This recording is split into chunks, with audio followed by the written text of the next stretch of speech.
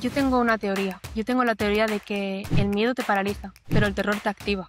Cuando tenemos miedo nos quedamos parados, pero es cuando de repente vemos peligrar algo que queremos, algo que hemos construido con mucho cariño, las personas que queremos, en este caso, han construido con mucho cariño, que dices, vale, tengo que hacer algo. Y muchas veces haces cosas un poco a fuerza bruta o a la desesperada porque no sabes qué hacer, pero sabes que quieres hacer algo. Si quieres que te pasen cosas diferentes, tienes que hacer cosas diferentes. En esto consiste el marketing en realidad. Consiste en experimentar, analizar, medir, implementar y ir pivotando según las métricas que vayas obteniendo. Ahí está una barrera a la que no puede acceder todo el mundo. Se puede acceder cuando tienes cierta autoridad, cuando tienes una historia que contar y cuando la gente sabe que tienes una historia que contar. Porque si no, no me estarías preguntando la historia de mis padres ahora. Porque tú sabes que hay una historia ahí y lo sabes porque lo has visto en mi marca personal. Antes de arrancar este episodio, quiero darte las gracias. Primero que nada, por ser parte de esta comunidad.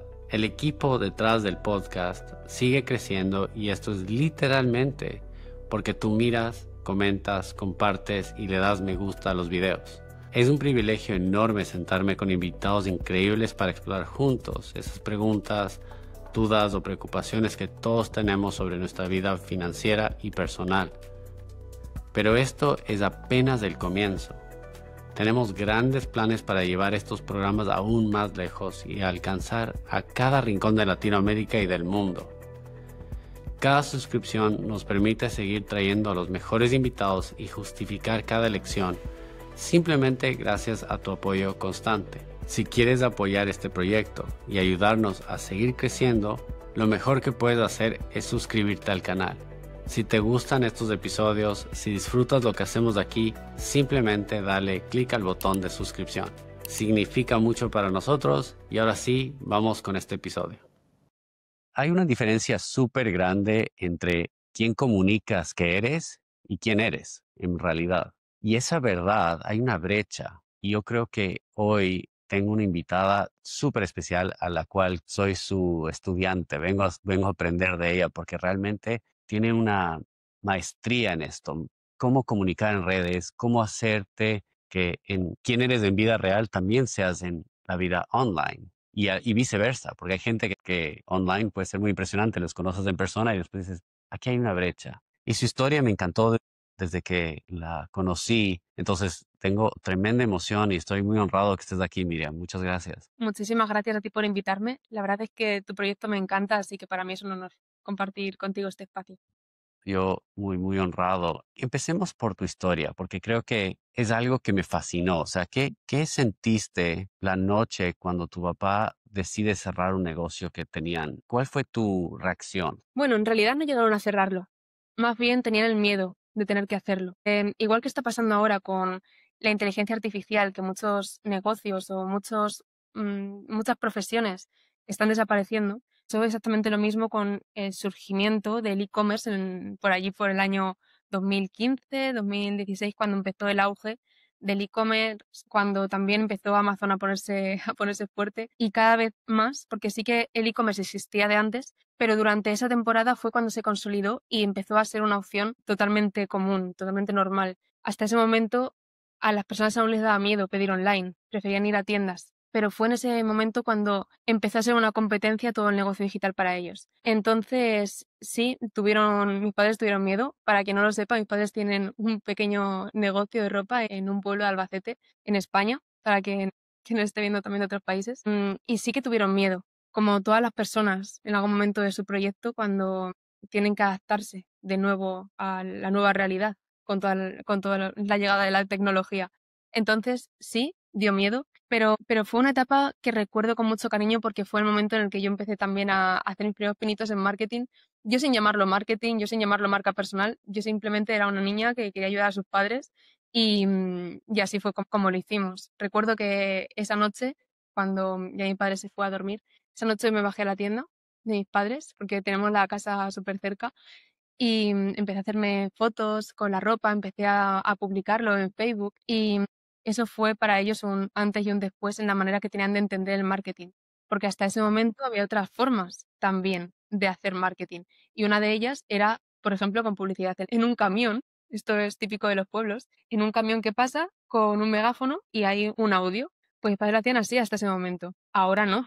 Ahora eso ya no lo hacen, pero porque han tenido que reinventarse. Historia, es todo súper relacionable. Si no has tenido una historia así, es porque todavía te falta por que venga, porque eso nos pasa a todos. Toda industria tiene un momento de reinvención, de tener que encontrarse nuevos métodos de venta y creo que muchas personas están no están en una necesidad tan grande o tal vez están en una necesidad grande, pero todavía no logran hacer ese salto de pienso que debo hacer a debo hacer. Tú fuiste, te tomaste tus fotos, comenzaste a publicar y fue como dices, un antes y después.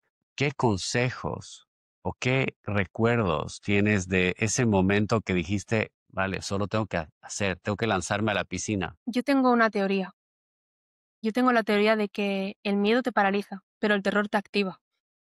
Muchas veces cuando tenemos miedo nos quedamos parados, pero es cuando de repente vemos peligrar algo que queremos, algo que hemos construido con mucho cariño, o las personas que queremos, en este caso, han construido con mucho cariño, que dices, vale, tengo que hacer algo. Y muchas veces haces cosas un poco a fuerza bruta o la desesperada porque no sabes qué hacer, pero sabes que quieres hacer algo. Entonces, hay veces que en este marco consigues hacer cosas que funcionan y hay veces que no. Pero lo que está claro es que lo que has probado durante mucho tiempo que no te funciona, no te funciona. Si quieres que te pasen cosas diferentes, tienes que hacer cosas diferentes. En esto consiste el marketing en realidad. Consiste en experimentar, analizar, medir, implementar e ir pivotando según las métricas que vayas obteniendo. Y es exactamente lo mismo lo que pasó en este caso, solamente que en este caso funcionó, pero te diré una cosa, no funcionó tanto como cuando los protagonistas fueron mis padres, porque yo en ese momento era, al final no era el público objetivo de la tienda o el negocio de mis padres.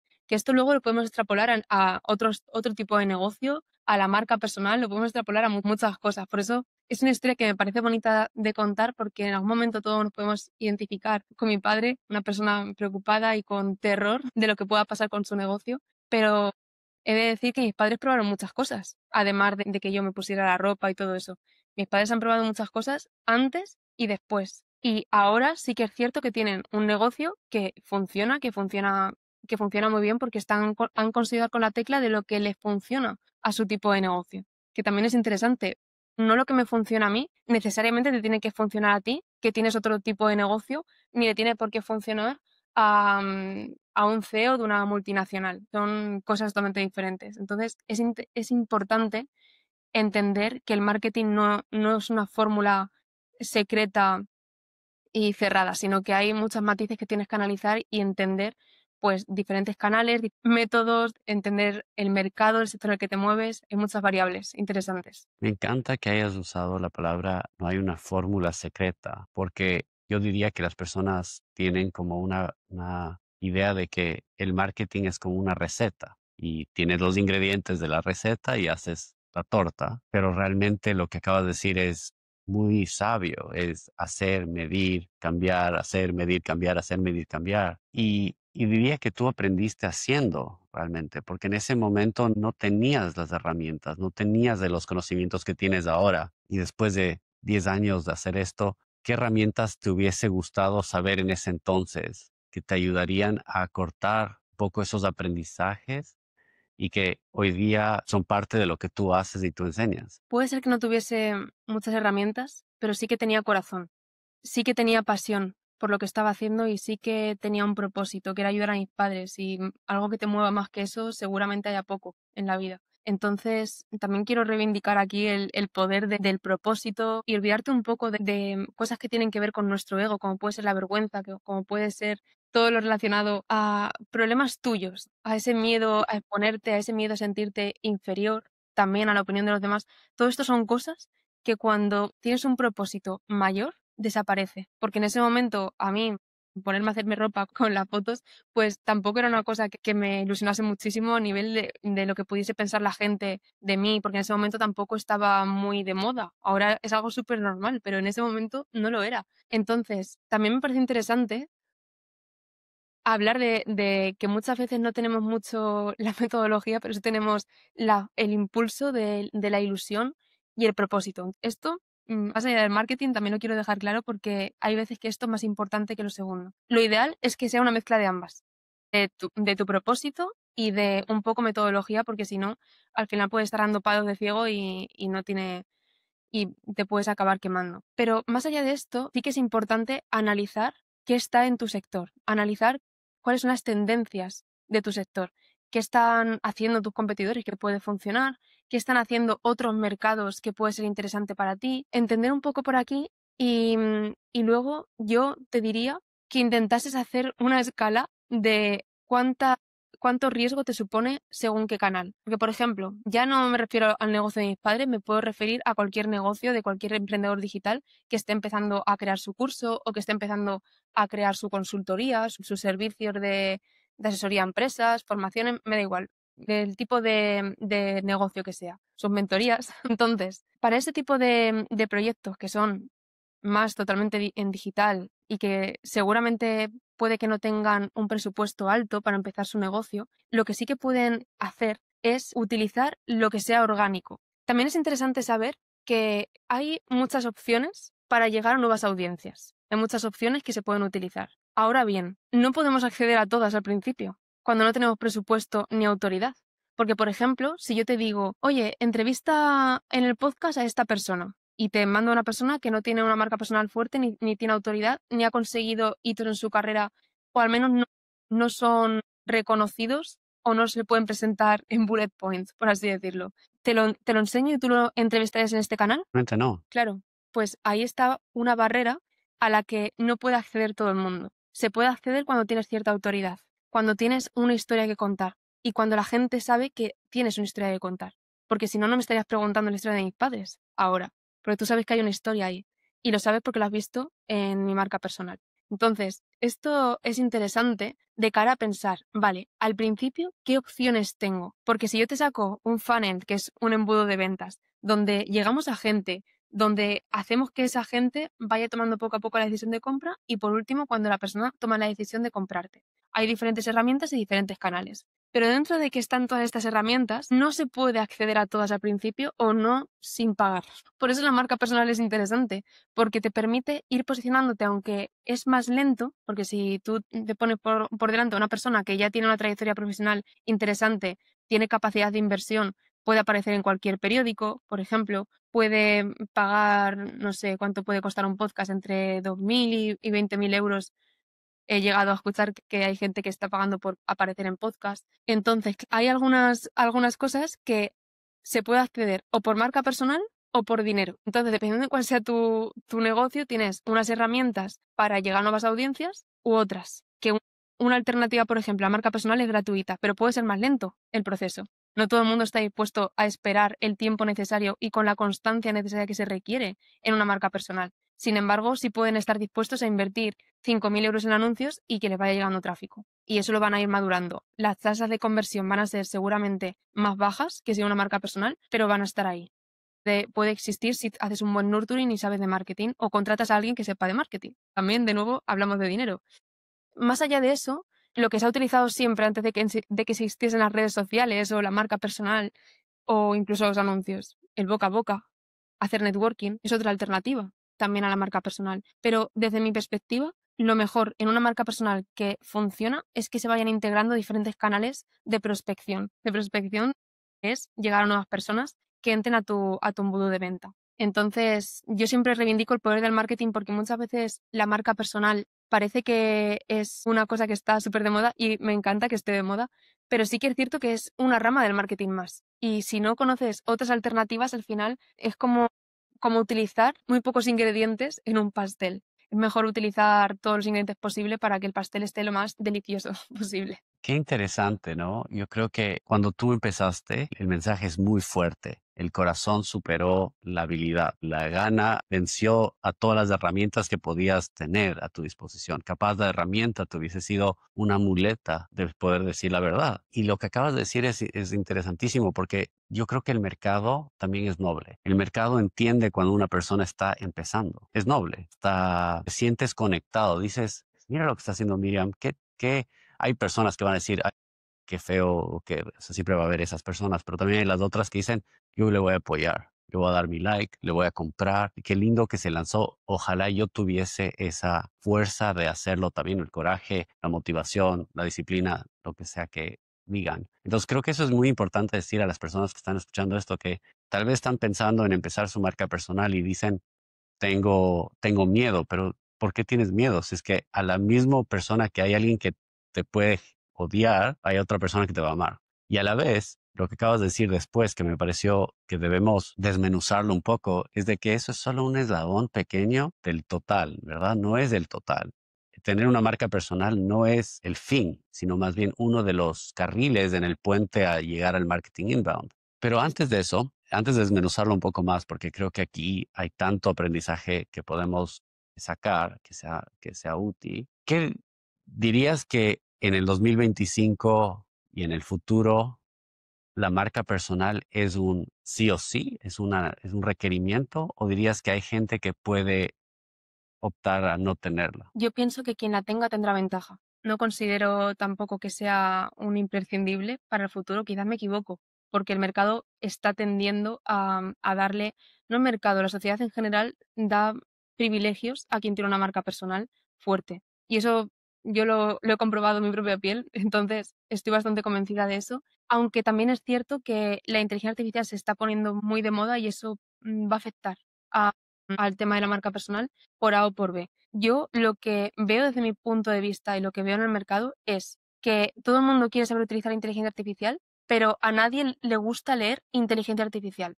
Quiero decir, si tú en LinkedIn de repente empiezas a publicar contenido que evidentemente está hecho con inteligencia artificial, se nota. Entonces, lo que tenemos que hacer desde mi punto de vista es utilizar la inteligencia artificial a nuestro favor. ¿Qué es eso dentro de LinkedIn? Bueno, pues para mí, utilizar la inteligencia artificial a nuestro favor sería hacer estudios de mercado con inteligencia artificial, pedirle ayuda también en hacer nuestros propios estudios y análisis de clientes, pains, insight, y me pongo un poco técnica en marketing, pero básicamente que es qué le duele a nuestro potencial cliente y con qué conecta exactamente, qué es lo que más le motiva para comprar nuestro producto.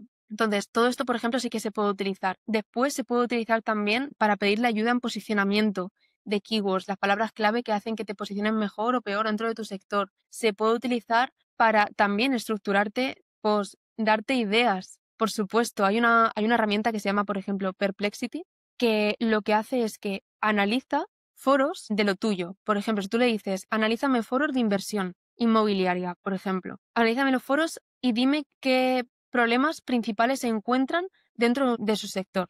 Te va a analizar foros donde la gente debate abiertamente sobre inversión. Esto es algo súper potente que antes no estaba abierto a todo el mundo porque existía esta barrera. Primero encuentra el foro, después léete todos los comentarios, él directamente te lo lee y además te dice de qué foro ha sacado esa información. Siempre te dice la fuente, por eso me encanta tanto esta herramienta. Perplexity se llama, para quien la quiera utilizar. Entonces, dentro de todo esto hay un montón de información y un montón de herramientas que puedes utilizar a tu favor dentro de la IA y dentro de LinkedIn. También es que se puede utilizar para todo. Ahora bien, yo lo que estoy viendo es que si se nota que es inteligencia artificial, genera rechazo. Algunos tips que te lanzo, porque también lo estoy viendo. Yo cuando escribo un post que se nota que soy yo la que está detrás, tiene mucho más alcance. Siempre llega a 50, 100.000 impresiones y es un post que a lo mejor se me ha ocurrido mientras estaba en el Uber de camino a casa. Entonces, hay veces que queremos siempre ir con una plantilla perfecta y todo eso. Bueno, pues integrar de vez en cuando, yo le llamo contenido de alma, que es un poco raro como nombre, pero es como yo le llamo porque realmente son cosas que me salen y simplemente lo comparto. Y son reflexiones que no tienen una estructura totalmente definida, es más algo que se te pasa por la cabeza. Y que es cierto que en posts que son educativos sí trato de que sea lo más eminentemente práctico, cosas que la gente al leerlo pueda tomar apuntes y volver a utilizarlo mañana si quiere publicar su próximo contenido. Entonces, yo sí recomiendo integrar diferentes tipos de contenido, pero darle este toque humano siempre funciona mejor. De hecho, últimamente estoy viendo una tendencia en LinkedIn súper interesante y es que cada vez más personas publican su propia foto. Utilizan más su imagen como hook, como gancho para sus propios posts. Esto antes estaba mal visto en LinkedIn. ¿Por qué ahora no? Seguramente no está tan mal visto porque a las personas les gusta saber que la persona que está detrás es de verdad.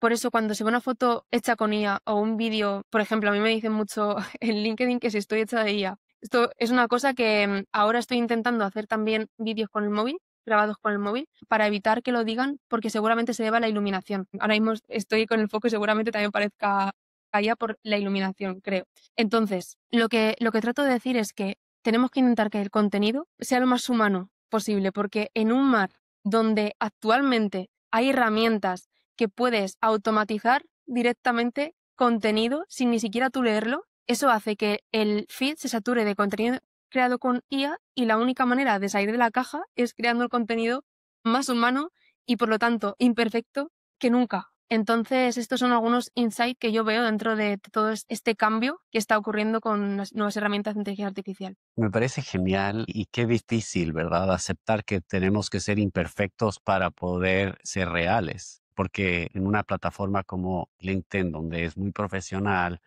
donde quieres mostrar tu educación o tu experiencia, tus conocimientos, tu expertise, es como antiintuitivo. Y tengo una historia un poco graciosa de la conversación con IA. Y tiene que ver no tiene que ver con redes, pero tiene que ver con el uso de IA. Yo tengo un cliente que yo le mandé un contrato y él utilizó IA para analizar el contrato y dijo, dame 10 preguntas que debo hacer sobre este contrato. Copió esas 10 preguntas y me las mandó. Y yo, o sea, es muy obvio que es IA, porque, o sea, cuando te puedas dar cuenta, dices, esto no es de esa persona. Entonces, yo tomé esas 10 preguntas, le di a la IA y le hice que conteste las 10 preguntas. Y estuvimos en este ping-pong de IA, donde yo no le respondía, ni él me respondía, solo que dejamos que la IA se converse. Entonces, llegas después del 10º email y dices, ¿para qué tenemos esta conversación? ¿Me entiendes? Y es lo mismo está pasando en las redes sociales. Si necesitas que la IA hable algo por ti,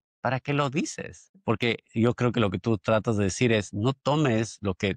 Tú no puedes llegar a la IA y decir, dame 10 ideas de qué postear en LinkedIn, copiar y pegar y irte. O comenzar a comentar sobre otras personas usando IA porque no eres tú. Es lo mismo que ese email de 10 vaivenes que no le generó valor a nadie. Yo estoy seguro que después de esos 10 emails, o sea, yo ya me mataba la risa porque yo copiaba ese email, le mandaba a la IA, le decía responde y él hacía lo mismo. Y los dos cachamos que era un chiste entre los dos. No es que yo hago esto con un cliente que él no sabe. Los dos poníamos al final como jaja o entendíamos que estábamos haciendo eso de broma. Sí. Pero eso me parece un error grande de las personas de utilizar el IA de la forma incorrecta y después diste grandes usos. Claro, voy a tirar una lanza antes de pasar al siguiente tema a favor de las personas que utilizan IA para responder comentarios, no para poner comentarios. Porque yo, claro, yo me meto en LinkedIn y lo que veo es que se incentiva mucho que la gente ponga comentarios. Porque sí es verdad que para llegar a nuevas audiencias, con una cuenta pequeña, es más probable que tenga más alcance comentando a un creador de contenido grande que con su propio contenido. Hasta ahí estamos de acuerdo. ¿Qué pasa? Que dicen, vale, pues si para tener alcance tengo que poner comentarios, voy a poner comentarios en posts de creadores de contenido todo el tiempo. Yo entiendo por qué lo hacen, porque al final es muy frustrante estar creando contenido todo el tiempo y que tenga un like, que tenga 100 visitas, que no te esté funcionando cuando tú le has puesto todo tu corazón, toda tu ilusión, toda tu dedicación a que ese post quede bien y que luego no tenga resultados, duele. Por eso entiendo esa desesperación de poner comentarios a todo el mundo, etcétera. Yo lo que sí te recomiendo es que vamos a como empezar de cero. Vamos a hacerlo otra vez, no de cero porque tienes conocimiento, ya has probado que esto puede ser una opción y puede ser interesante. ¿Y si en lugar de esto probamos otra cosa? Otra cosa que es simplemente, cuando te guste un post, comentas lo que tú quieras y no tienes por qué poner 10 comentarios al día.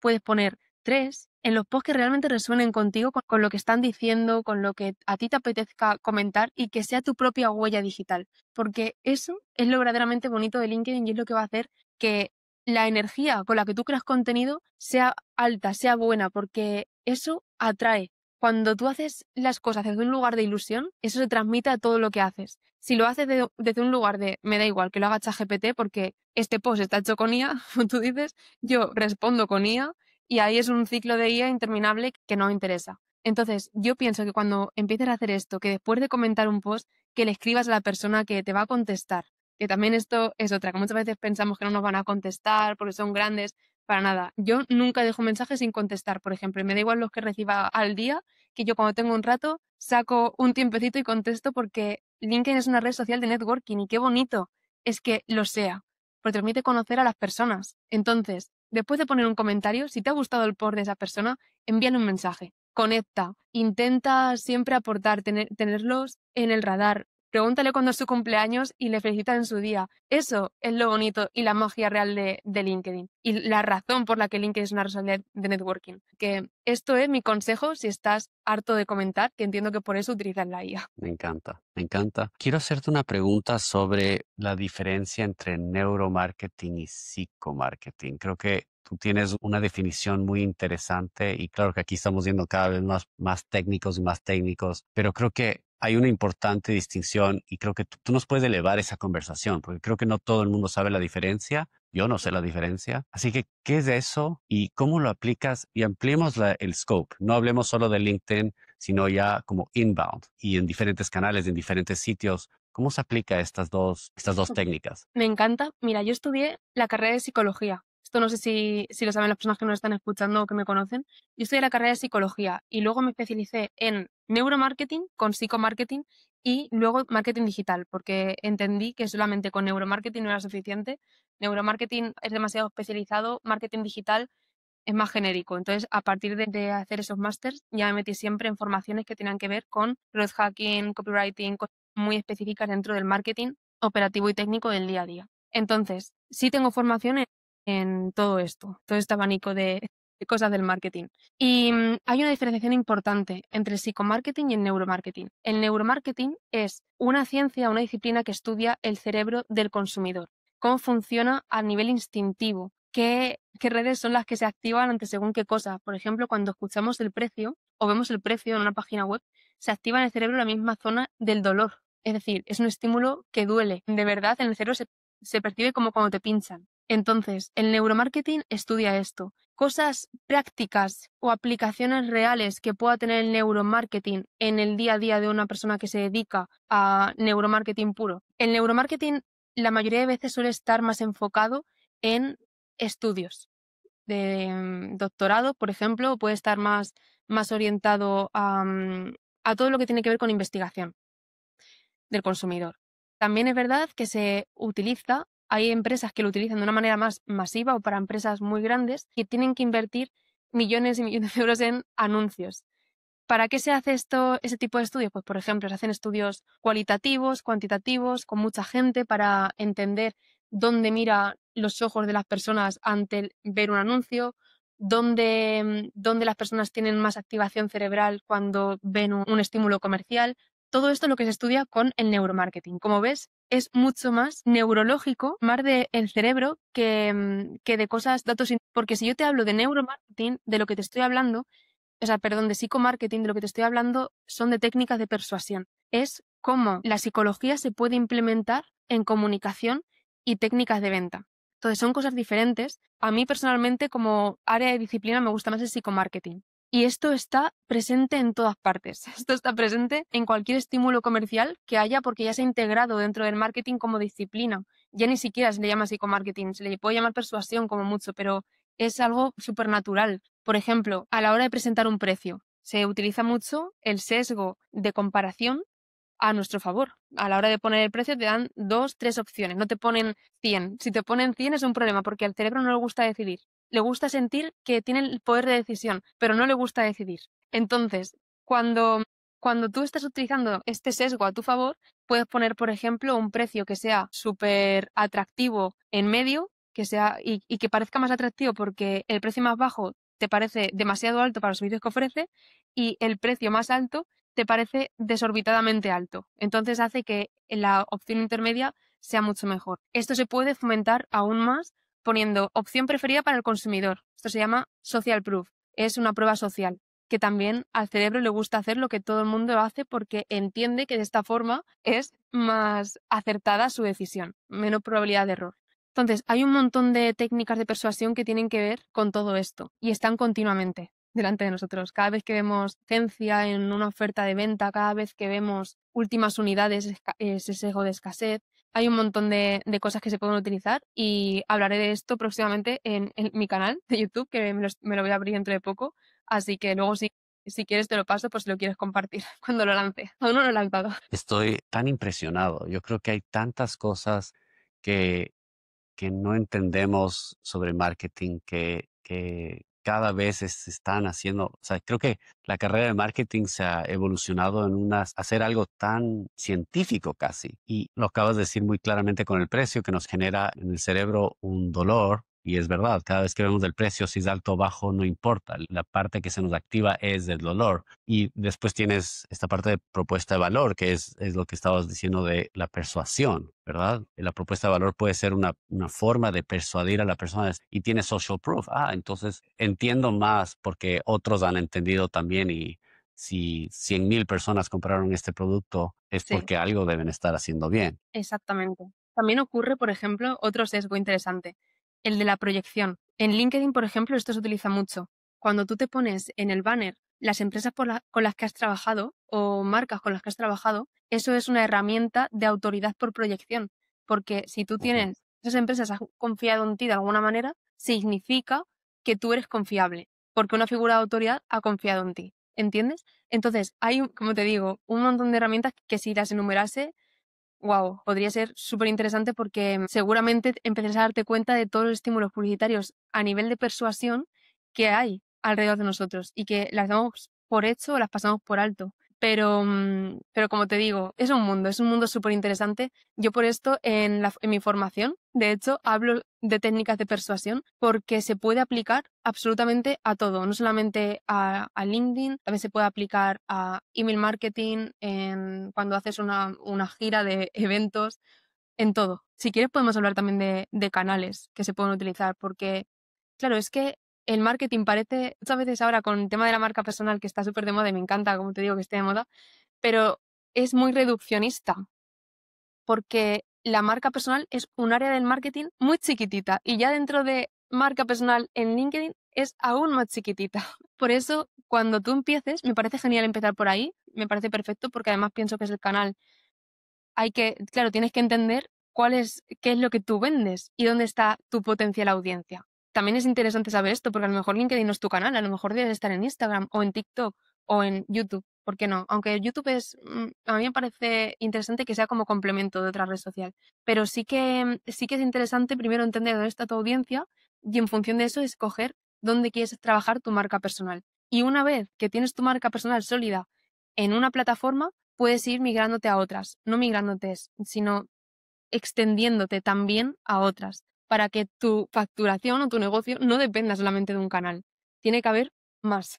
100%, 100%. Y vamos ahora a esta etapa que estás de tu vida de emprender, hacer lo tuyo. ¿Qué te está motivando a hacer tu propia empresa? ¿Qué problema encontraste? Yo sé que tú eres una experta, tu conocimiento es increíble, pero ahora tú encontraste qué problema y ahora por qué decides emprender. Pues yo realmente emprendí casi por accidente. Suena un poco raro cuando lo digo así, pero realmente yo tenía como objetivo trabajar como directora de marketing. Lo que pasa es que empecé a aplicar todo lo que yo sabía de marketing en mi propia marca personal, que antes había implementado con otras marcas y había trabajado mucho marketing de influencers, entonces ya tenía formación en esto. Entonces, en cuanto empecé a aplicar marca personal a mi propia marca, lo que me encontré es que crecí mucho más de lo que yo pensaba. Y entonces empecé mucho a confiar en mí. Empecé a ganar confianza en mí misma, porque me di cuenta de que lo que yo contaba tenía valor para otra gente. De hecho, empecé a recibir ofertas de trabajo como directora de marketing y siempre encontraba una excusa para no sumarme a ese proyecto. Y la razón era porque no me interesaba tanto el dinero, no me interesaba tanto la estabilidad en ese momento, lo que me interesaba realmente era estar enamorada de lo que quería hacer. Fue ahí cuando de repente fue la propia audiencia de LinkedIn la que me dijo, oye, me gustaría por mensaje privado, oye, me encantaría que me hicieses una mentoría sobre marketing.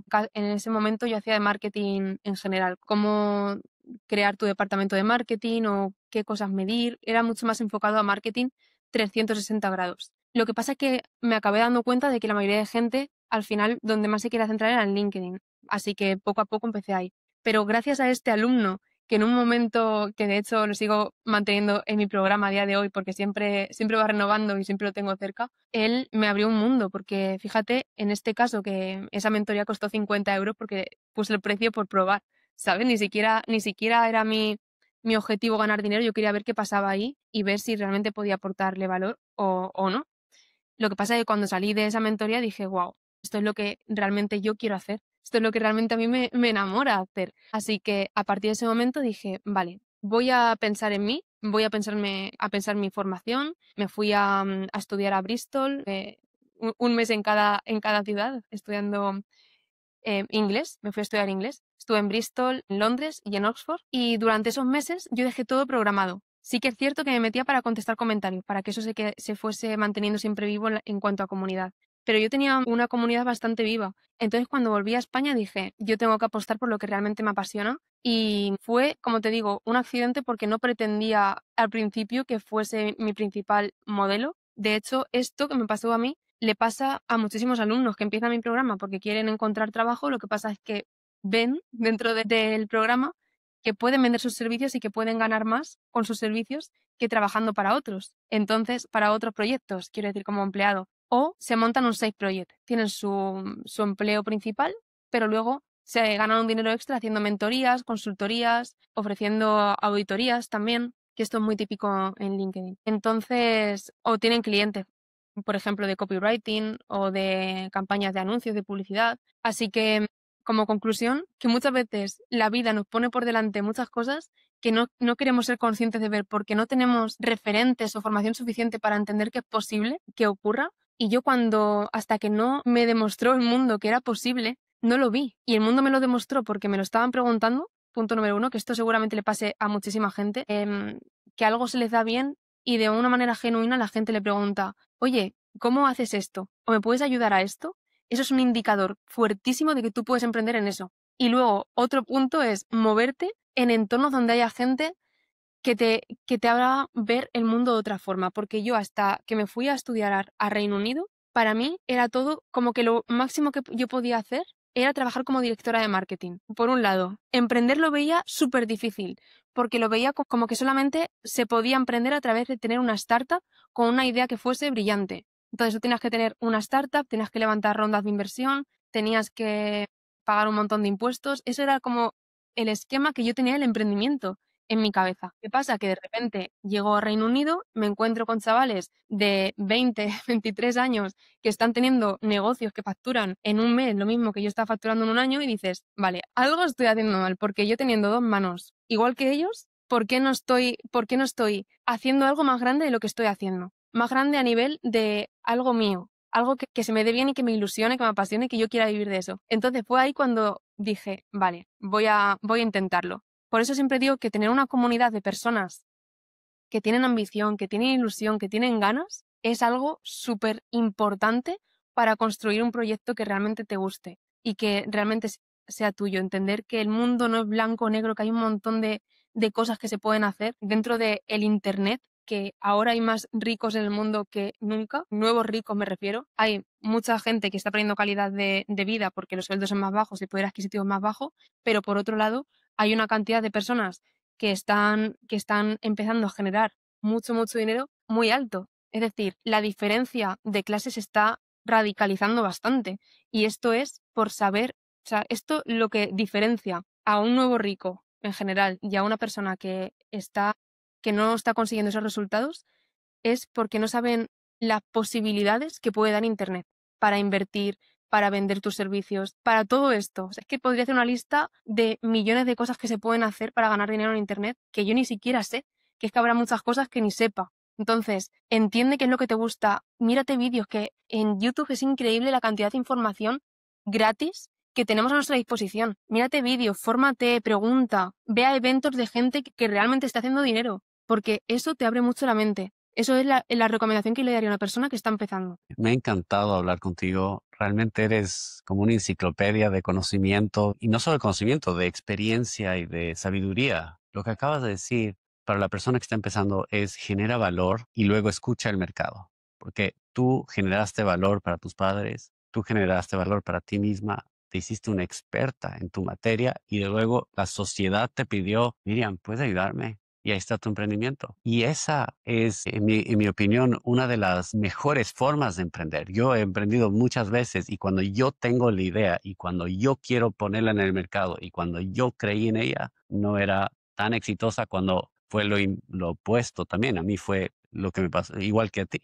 Cuando alguien me dijo, puedes ayudarme a manejar mi dinero? ¿Puedes invertirlo por mí? ¿De dónde viene esta pregunta? Claro, porque me formé, porque me especialicé, porque vi resultados. Y ahí está, nació Infinity. Entonces, tengo tanta emoción de ver a dónde vas a llegar, qué es lo que vas a hacer. Como dije en el inicio, soy tu estudiante porque lo que tú sabes es impresionante y quiero seguir aprendiendo de ti. Así que las personas que escuchan esto lo voy a poner en la descripción para que lo puedan ver lo que escribes en LinkedIn, próximamente tu canal en YouTube al cual le voy a seguir y lo que haces en TikTok, en Instagram, todos los canales, porque todo eso es conocimiento, como tú dices, gratis. Si te nutres, vas a poder encontrar tu propio camino. Totalmente. Qué bonito. La verdad a mí también me ha encantado esta entrevista. Pienso que ha sido muy bonita y me ha facilitado mucho también las preguntas. Un buen entrevistador siempre sabe qué preguntar para dar con la clave, con de la respuesta.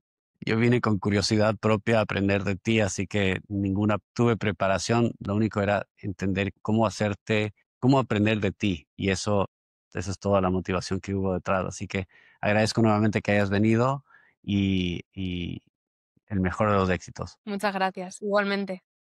Chao.